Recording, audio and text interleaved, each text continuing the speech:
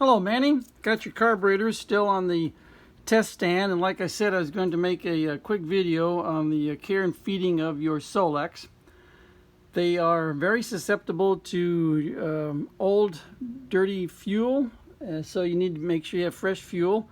The industry standard says the fuel lasts about 3 months. I think it actually can go for a little bit longer than that, but old fuel will dry up in the carburetors, and new fuel will not dissolve the old residue. So you need to keep fresh fuel and need to drive the car regularly.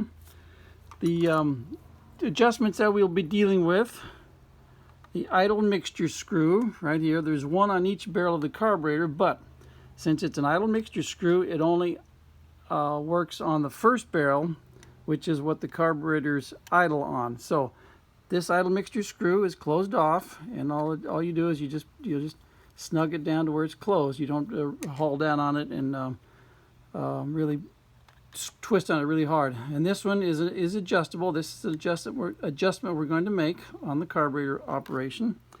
The other adjustment is the idle screw, which sets the throttle hit position and balances the air going through each throat of the carburetor. Now I'm going to we're going to be checking this with this engine analyzer. What we're going to be doing is looking at the RPM scale. I use this to tune with. You don't necessarily need it, but this is just to demonstrate how nicely these carburetors work.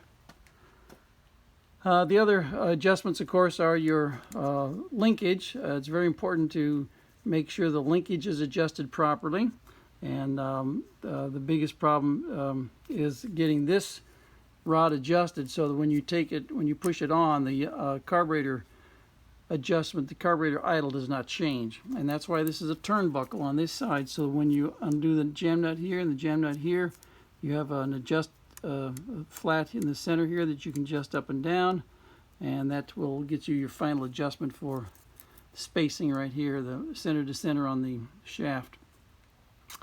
Let's see, past that, this is choke. The choke is a long cable from the dash, and what it does is it pulls straight up, but the levers are trying to go in an arc. As you'll see here, they are trying to go out while you're pulling straight up, so it's a hard pull from the dash.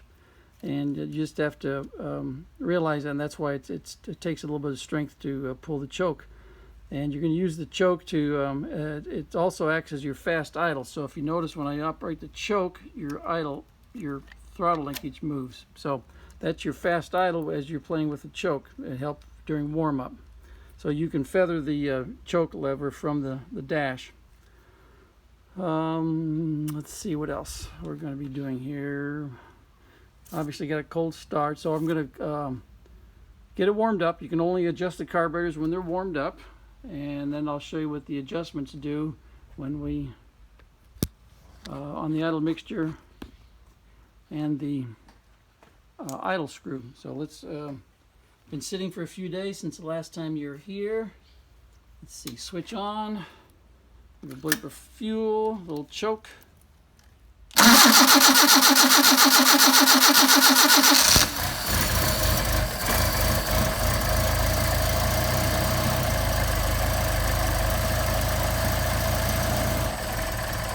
Nice idle for cold, so then we're going to rev it up to get it warmed up quickly.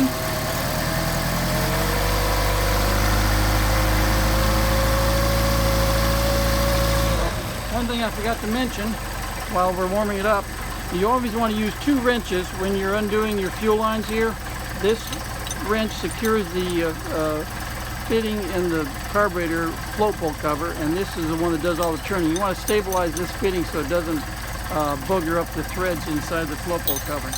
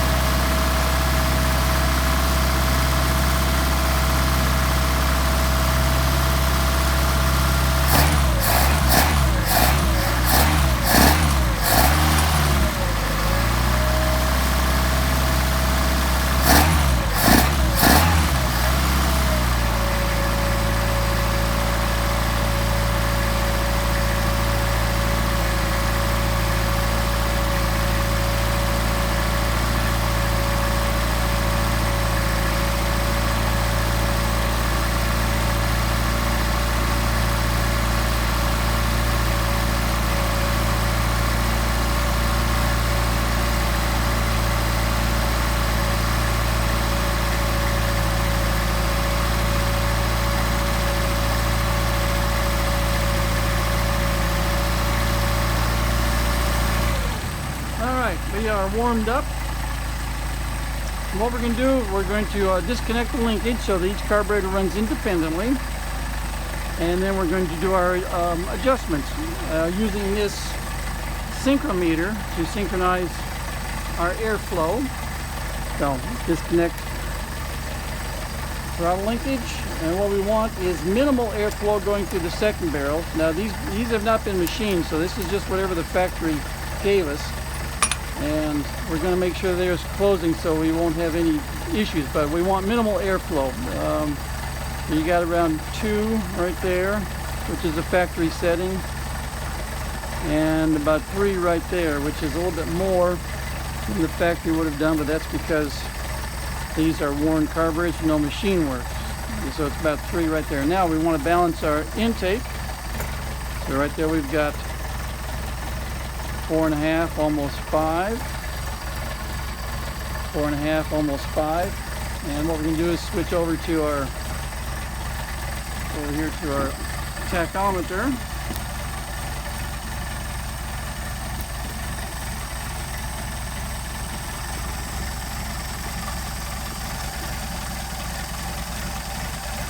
Switched to our low scale.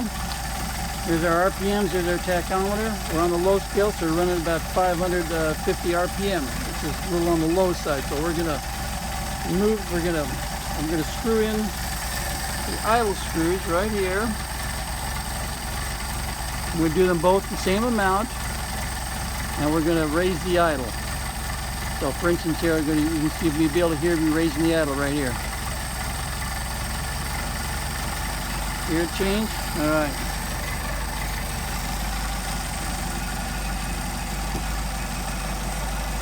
And we're going to do that to both barrels. Get the idle up. It's still a little low. We want about 700 to 750.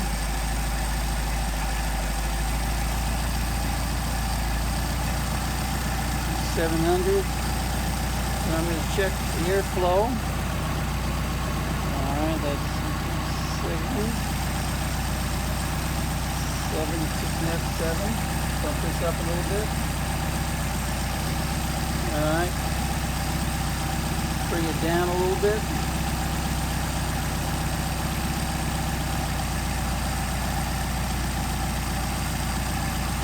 Alright, it's about 750, 775.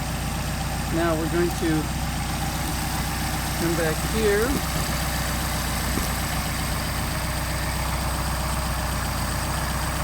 And we're going to check the airflow. You see it's about 7. About 6 right there. So we're going to adjust the airflow. Going to bring this one down.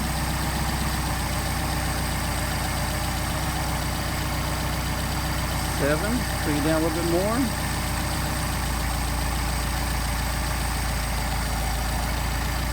That's 6. So I brought it down too much. Going to adjust it back up. 6. 6. Alright, so we're good there in terms of balance. Now we're going to do the idle mixture screw, and what we're going to do is look for, and here, listen for the best idle.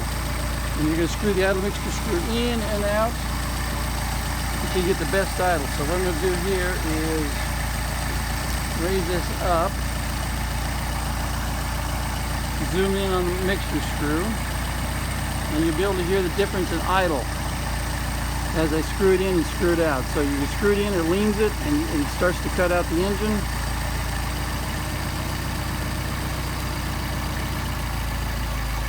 Hear the idle degrade. Now we screw it out, and also we'll start to degrade. So what we're going to do is get our midpoint starting to degrade right there. So we want to get our midpoint where this thing idles the best.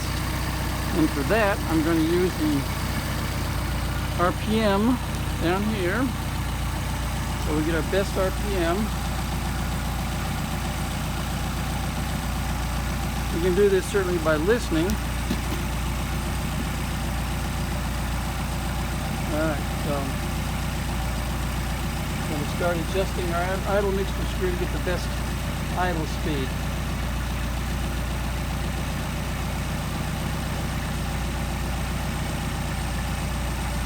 Starting to degrade and go down, so I'm going to screw it back in. Looks like our best idler right there. Same thing on the second barrel, the second carburetor. RPM dropping, back it out. Just screwing this thing in and out to get the best operation. And now then we can go back and adjust our RPM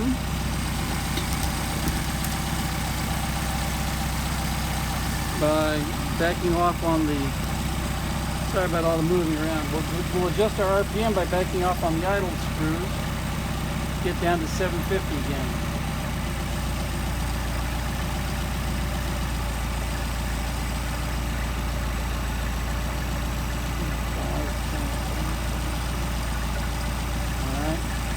So we got good RPM there. Now what we're going to do is connect our linkage, make sure the RPM doesn't change.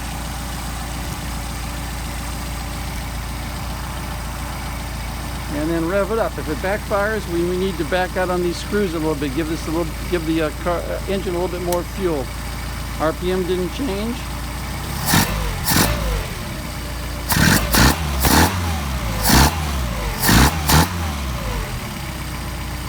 There we go. Tuned and adjusted. Alright, and that's it. It's not too terribly difficult. And the nice thing is they will stay in adjustment. You don't have to mess around with this, but at least you know how to do it, or have this video. You have this video for forever, so that anyone in the future needs to know about adjusting the carburetors. You'll have your video. Then we'll do a hot start. Okay, thank you very much.